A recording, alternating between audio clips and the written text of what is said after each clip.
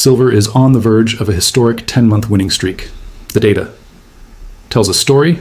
Most won't see 10 months consecutive without a single losing close in the entire recorded history of silver markets. This has happened almost never. And right now, while headlines chase noise, while the crowd looks elsewhere, the data is quietly building a case that something much larger is already in motion. The question is not whether this streak is real. It is. The question is, what happens the month it ends? Welcome to Financial Crisis Explained, the one place where the numbers speak first and opinion comes last. Now, before we go any further, if you have found this channel for the first time today, think of subscribing the way you think of a good pair of reading glasses. You did not realize how much you were missing until you finally put them on. Hit that subscribe button, because the information coming in this video, you will want to be here when the next one drops. And one more thing, drop a comment right now. Where in the world are you watching this from? Whether you are in Karachi or Cairo, London or Lagos, New York or Nairobi, this data concerns you. Let us begin. There's a number that does not appear often in financial history, not in the records of the 1970s bull run, not in the post-2008 recovery, not even during the explosive commodity supercycles of the last century. That number is 10 consecutive months of silver closing higher than it opened. 10 months without a single losing close.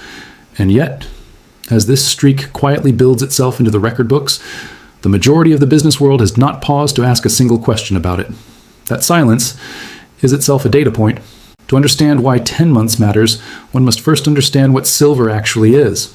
Not as a jewelry metal, not as a relic of old coinage, but as a financial instrument that sits at the precise intersection of two worlds that rarely agree with each other. Silver is simultaneously a monetary asset and an industrial commodity. It responds to fear in the economy the way gold does. It responds to growth and manufacturing demand the way copper does. When both of those forces align in the same direction at the same time, silver does not move gradually. It moves with the kind of velocity that rewrites portfolios overnight. And right now, both forces are pointing in the same direction. To place this 10-month streak in its proper historical context, one must return to the data. Since 1970, over 5 decades of recorded silver price history, a streak of 10 or more consecutive monthly green closes has occurred fewer times than most analysts would care to admit publicly. Each prior instance was not a random statistical anomaly. Each was preceded by a specific convergence of conditions: suppressed speculative positioning, rising industrial absorption, monetary policy uncertainty, and a quiet but unmistakable shift in how the world's largest economies were storing and moving physical metal. Every single time this pattern appeared in the data, what followed was not a modest continuation. What followed was a structural repricing, not a rally, not a bounce. A repricing, the kind that takes months or years to fully register in conventional economic analysis, but that rewards those who read the early data with extraordinary clarity. Now, consider the environment in which this current streak has been built. It has not been built on euphoria. It has not been built on speculative excess or retail enthusiasm or viral financial content driving amateur money into the market. The managed money long positions, the large speculative funds that typically chase momentum and amplify price moves in commodity markets, are sitting at their lowest level in 20 years. Let that register for a moment. Silver has posted 10 consecutive monthly green closes, while the group of market participants most likely to inflate such a move has been almost entirely absent from the trade. This is not a momentum-chasing rally built on crowded positioning. This is something far more structural, far more deliberate, and far more consequential for anyone paying attention to where real capital flows before the narrative catches up. History does not announce its most significant turning points loudly. It does not send press releases. It does not trend on financial news platforms in real time. What history does, consistently, methodically, and without exception, is leave data trails. Patterns that, when examined with discipline and without the interference of noise, reveal the architecture of what is coming. Before the majority of market participants have any idea, it has already begun.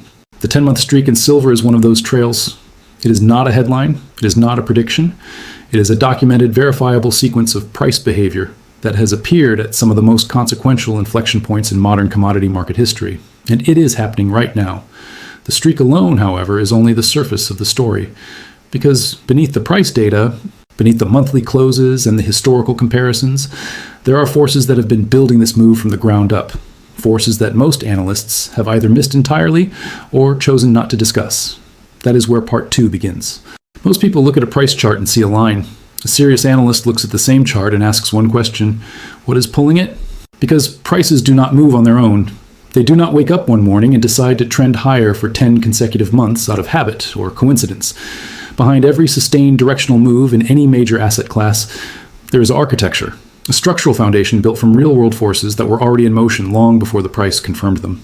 Silver's 10-month streak is no different. And when those underlying forces are laid out side by side, the picture that emerges is not a trading opportunity. It is an economic warning signal. The first force, industrial demand that is no longer optional. There was a time when silver's industrial demand was largely cyclical. It expanded when economies grew and contracted when they slowed. It was predictable, manageable, and priced accordingly by the market. That era is over. The global energy transition has fundamentally and permanently altered the demand equation for silver in a way that most financial commentators have not yet fully absorbed into their analysis. A single solar panel requires approximately 20 grams of silver. That number may sound small in isolation, but scale it against the targets that governments across Europe, Asia, and North America have legally committed themselves to, solar installations running into the hundreds of gigawatts annually, and what emerges is a demand profile that is not cyclical. It is structural, it is policy mandated, and it is compounding every single year. The International Energy Agency's own data confirms that solar capacity additions broke records consecutively in recent years. Every panel installed represents silver that has left the above-ground supply chain permanently. It is not recycled efficiently. It is not recovered at scale. It is consumed. And when an asset is being consumed faster than it is being produced, the price is not a matter of speculation. It is a matter of mathematics. The second force, mining supply that cannot keep up. On the other side of that demand equation sits a supply chain that has been quietly deteriorating for years. Silver is not primarily mined as a standalone metal. Approximately 70% of annual silver supply comes as a byproduct of mining other metals: copper, zinc, lead. This means that silver production is not directly responsive to silver prices. When silver rises, miners cannot simply decide to produce more of it. They are constrained by the economics of the primary metals they are actually targeting. This creates a supply inelasticity that is unique among major commodities. Add to this the reality that major silver mining discoveries have become increasingly rare, that existing deposits are aging and declining in ore grade, and that the permitting and development timelines for new mines run anywhere from 7 to 15 years. And what emerges is a supply ceiling that cannot be raised quickly regardless of price.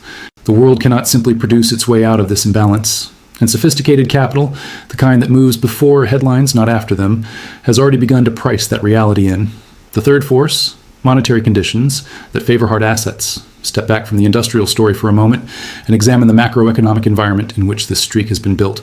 Central banks across the developed world spent the better part of 2 years in aggressive tightening cycles, raising interest rates at a pace not seen in decades.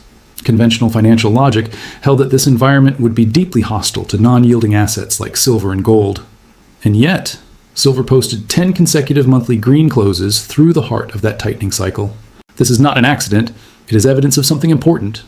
When monetary tightening is accompanied by genuine uncertainty about fiscal sustainability, about debt trajectories, about the long-term credibility of fiat currency systems, the market does not wait for rate cuts to rotate into hard assets. It moves early, it moves quietly, and it moves with conviction long before the rotation becomes consensus. The fourth force, China's physical market and what it revealed. No analysis of silver's current trajectory is complete without examining what happened when China returned from its Lunar New Year holiday. Gold shops across multiple Chinese cities stopped selling physical bars entirely. Contracts signed before the holiday were not delayed, they were refunded. Sellers were handing money back to buyers rather than sourcing metal they could not find. This is not a pricing anomaly. This is not a futures market aberration. This is a physical delivery failure, expressing itself in the world's largest precious metals, consuming nation at a moment when silver's industrial and monetary demand drivers were already converging. When physical metal cannot be sourced in the world's largest market, the above-ground supply story stops being theoretical. It becomes real, immediate, and measurable. 4 forces, each one significant in isolation, each one capable of moving silver meaningfully on its own. But when all 4 operate simultaneously, when mandated industrial demand collides with inelastic supply, when monetary uncertainty accelerates hard asset rotation, and when the world's largest physical market cannot source metal to sell, the result is not a streak, the result is a signal. And the most important question is not whether these forces are real. They are. The most important question is why. Despite all of this, the story has remained almost entirely invisible to the mainstream financial world. That is precisely what Part 3 will examine. There is a particular kind of silence in financial markets that is louder than any headline. It is not the silence of nothing happening. It is the silence of something happening that certain participants would prefer the majority did not notice, until it was too late to position alongside them. That silence has surrounded silver's 10-month streak from the very beginning, and understanding who is creating that silence, why they are creating it, and what they are doing while creating it, is perhaps the most important layer of this entire story. The architecture of selective attention. Every week, financial media produces an extraordinary volume of content. Markets are dissected in real time. Every Federal Reserve statement is parsed word by word. Every earnings report from major technology companies generates hours of analysis within minutes of its release. And yet, a 10-month consecutive winning streak in silver, a streak that by historical frequency alone qualifies as one of the rarest price sequences in modern commodity market history, has received almost no substantive analytical coverage in mainstream financial media. This is not an oversight. Mainstream financial media does not cover what it does not understand. But more critically, it does not cover what its largest advertising partners and institutional relationships would prefer remained uncovered. The financial media ecosystem is not a neutral information distribution system. It is a business. And like every business, it serves the interests of those who fund it. When an asset class begins to signal something that runs contrary to the dominant narrative being sold to retail investors, whether that narrative is equity market optimism, dollar strength, or the irrelevance of hard assets in a modern portfolio, the media does not pivot immediately. It waits. It waits until the move is so large and so undeniable that covering it becomes unavoidable, by which point the optimal entry has long since passed. The positioning paradox. Return for a moment to a number introduced in Part 1. Managed money-long positions in silver, the large speculative funds that historically chase momentum, amplify directional moves, and pile into trades that are already working, are sitting at their lowest level in 20 years, below even the depths recorded during the 2008 financial crisis. Now consider what this means structurally. In a normal momentum-driven rally, speculative positioning builds alongside price. As silver moves higher month after month, the funds that trade on trend and momentum would typically be increasing their long exposure aggressively. Their positioning would be growing. Their presence in the market would be amplifying every upward move. That is not what is happening here. Silver has posted 10 consecutive monthly green closes, while speculative funds have remained almost entirely on the sidelines. This creates what serious market analysts refer to as a positioning paradox, a situation where price is moving in one direction while the participants most associated with driving that direction are conspicuously absent. There are only two rational explanations for this paradox. The first is that the move is being driven by something other than speculative momentum, by genuine physical demand, by institutional accumulation, by sovereign and central bank buying that does not show up in the standard positioning reports that retail investors monitor. The second explanation is more significant still. If speculative funds are currently at 20-year lows in their silver exposure, and silver has already posted 10 consecutive monthly green closes without them, then what happens to price when those funds finally rotate in? When momentum traders who have been absent from the trade for months or years finally recognize the streak, finally acknowledge the fundamental drivers, and finally begin allocating capital into a market that has already been quietly accumulated by smarter, slower, more deliberate money? The answer to that question is not comfortable for anyone who has not yet paid attention. What institutional behavior actually reveals? Beneath the surface of public positioning reports and media narratives, there is a layer of market behavior that requires more careful reading. Central banks, not just in the East, but increasingly in economies that were once considered firmly within the Western financial order, have been accelerating their accumulation of hard assets at a pace not seen since the immediate post-Bretton Woods era. The public conversation about this accumulation has focused almost exclusively on gold. Silver has been mentioned almost nowhere. But the forces driving institutional gold accumulation, currency credibility concerns, dollar reserve dependency anxiety, the search for assets that exist outside of any single nation's financial system, apply to silver with equal or greater force. Silver carries gold's monetary characteristics. It also carries industrial demand characteristics that gold does not possess. An institution accumulating hard assets in an environment of genuine monetary uncertainty does not ignore an asset that offers both properties simultaneously, particularly when that asset is sitting at speculative positioning lows and has just completed one of the rarest price sequences in its recorded history. The institutions are not saying this out loud. They rarely do. But the data trail they leave behind tells the story with complete clarity, for anyone disciplined enough to read it. The gap between narrative and reality. There's a concept in serious economic analysis, sometimes referred to as the narrative lag, the measurable delay between when a significant market development begins and when the dominant public narrative finally catches up to acknowledge it. Narrative lag exists in every major market cycle. It existed in the months before the 2008 credit crisis became front-page news, while the mortgage default data was already screaming in the underlying numbers. It existed in the early stages of the 2020 commodity supercycle, while industrial metals were quietly beginning multi-year bull runs that mainstream analysis did not acknowledge until prices had already moved dramatically.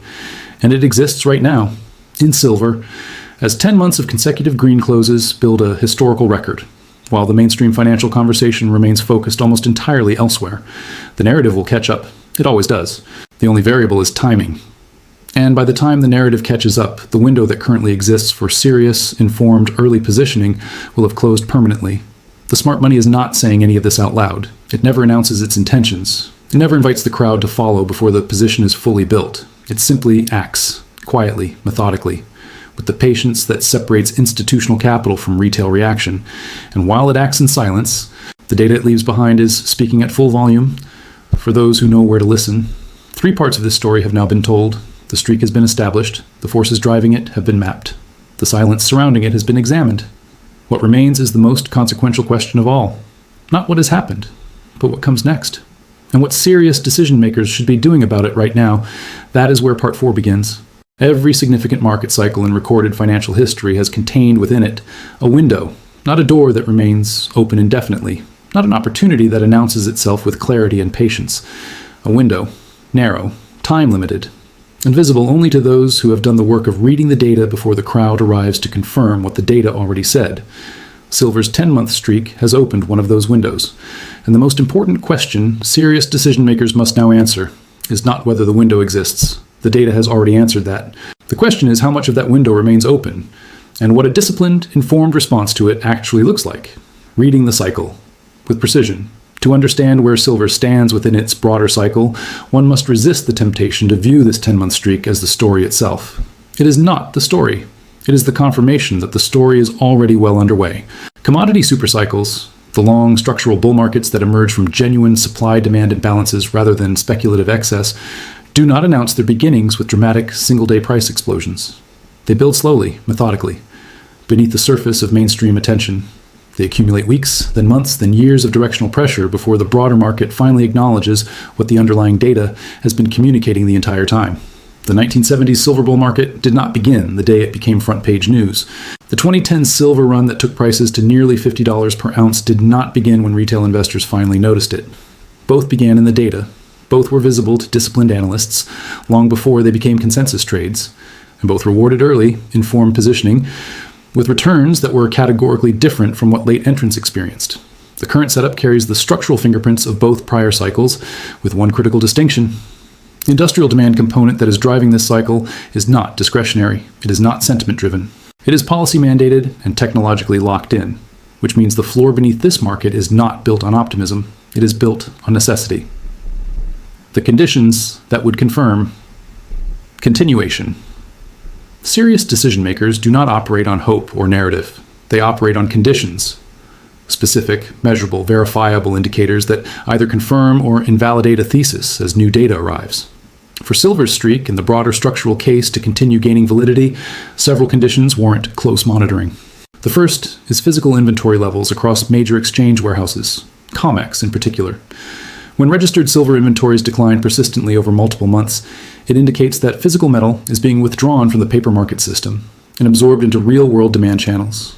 That withdrawal is a confirmation signal of the supply tightness thesis. The second condition is the behavior of managed money positioning. 20-year lows and speculative long exposure represent extraordinary latent buying power sitting on the sidelines. Any sustained rotation of that capital back into silver, visible in the weekly commitment of traders reports, would signal that the momentum phase of this cycle is beginning to layer on top of the structural foundation already in place. When that rotation begins, price acceleration historically follows with very little delay. The third condition is the trajectory of solar installation data globally. Every quarter that photovoltaic capacity additions exceed prior forecasts is a quarter in which silver's industrial consumption is running ahead of the models that current price discovery is based upon.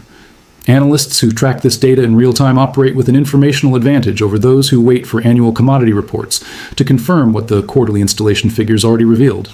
The fourth condition, and perhaps the most telling of all, is the continued behavior of China's physical market. When the world's largest precious metals consuming nation cannot source physical metal to fulfill contracts at current prices, it is not a temporary supply disruption. It is a structural signal that above-ground inventory is tighter than official figures suggest. If this pattern persists or intensifies through subsequent quarters, the repricing implications move from significant to historic. What the streak ending would actually mean. There's a question that has been present beneath the surface of this entire analysis. One that was introduced in the opening 30 seconds of this story and has remained deliberately unanswered until this moment. What happens the month the streak ends? It is the right question, and it deserves a precise answer. A streak ending is not automatically a bearish signal. In isolation, a single monthly red close after 10 consecutive green closes tells an analyst almost nothing about the underlying structural thesis. But what matters is not whether the streak ends. What matters is the condition under which it ends. If silver posts a losing month because speculative positioning has become dangerously overcrowded, because managed money longs have surged to multi-year highs, because retail enthusiasm has flooded the market with undisciplined capital, because the narrative has finally caught up to the price, then a streak ending carries genuine caution signals. It would suggest the easy phase of the move is complete, and that a consolidation or correction is absorbing excess positioning before the next leg higher. But if silver posts a losing month while speculative positioning remains historically suppressed, while physical inventory continues declining, while industrial demand continues outpacing supply, while institutional accumulation continues without public acknowledgement, then a streak ending is not a warning. It is a reloading opportunity. And the distinction between those two scenarios is not visible to someone reading headlines. It is only visible to someone reading data. The strategic framework for serious decision makers. This analysis is not investment advice. It is not a price target. It is not a call to action driven by urgency or fear. It is a structured framework for thinking clearly about an asset class that is currently sending signals of historical rarity, in an environment where most of the business world is looking somewhere else entirely. For serious decision makers, whether in business, capital allocation, treasury management, or long-term wealth preservation, the relevant strategic questions are as follows. Does the current portfolio or balance sheet carry any exposure to the forces this analysis has identified? Not necessarily direct silver exposure, but exposure to the broader dynamics of hard asset repricing, commodity supply constraint, and monetary credibility erosion that are driving this cycle? Is the information framework currently being used to make financial decisions capable of detecting a development like this streak before it becomes consensus? Or does it depend on mainstream financial media, which, as Part 3 established, operates with a structural narrative lag that consistently prices retail observers out of optimal positioning windows? And finally, what is the cost of being wrong in each direction? If this analysis is incorrect and silver's streak ends without structural consequence, the cost of having paid attention is minimal. A thesis was examined, evaluated, and ultimately not confirmed by subsequent data. But if this analysis is correct, if the streak is the visible surface of a structural repricing that is already well underway beneath the mainstream narrative, then the cost of not having paid attention is not measured in missed percentage points. It is measured in the compounding distance between those who read the data early and those who arrived after the window had already closed. The final word. Silver does not ask for permission to move. It does not wait for consensus. It does not pause for the mainstream narrative to catch up. It does not hold its streak open indefinitely while the world finishes debating whether the signal is real. 10 months of data have already spoken. The forces behind that data have been mapped, examined, and verified against historical precedent. The silence surrounding that data has been identified for exactly what it is. And the window that data has opened is open right now, not tomorrow. Not after the next Federal Reserve statement, not after the next quarterly commodity report confirms what the physical market has already been communicating in the most direct language available. Right now, the ones who understand that are already positioned. The ones who are reading this data for the first time today still have a decision to make, and that decision belongs entirely to them. This has been Financial Crisis Explained. The data spoke, we listened, now you have heard it too.